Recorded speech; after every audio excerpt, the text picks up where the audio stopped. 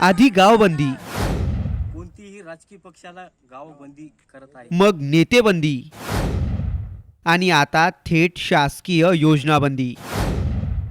जरांगे पाटलांनी पुन्हा एकदा मराठा आरक्षणाच्या आंदोलनाचा इशारा दिला आणि त्यानंतर गावागावातला मराठा बांधव आक्रमक झाला. नेते नको, त्यांच्या गाड्याही नको आणि त्यांनी लागू केलेल्या योजनाही नको, अशी आक्रमक भूमिका आता मराठा बांधवांनी घेतली आहे.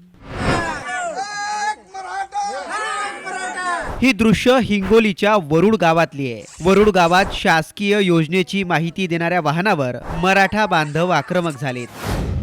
मराठा समाजाचा कार्यकर्ता वरुड समत येथे जलजीवन मिशनची आज गाडी आमच्या इथं आलेली आहे. तरी आम्ही जाहीरपणे या गाडीचा निषेध करीत आहे. आणि कोणत्याही पुराडी राजकीय पक्षाला गावात जर कोणती गाडी आली तर त्या गाडीचं हेच हाल होणार आहे.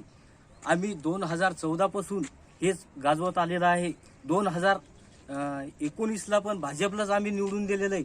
2014 पासून आम्ही भाजपच्या या कोणत्याही सरकारच्या मागे आहे. पण आज 2024 मध्ये जाहीरपणे निश्चित होणार आहे. जरांगे पाटीलची मागणी जोपर्यंत पूर्ण होत नाही, सखे सोयऱ्याची अंमलबजावणी होत नाही, तोपर्यंत आम्ही कोणतीही राजकीय पक्षाला गावबंदी करत आहे.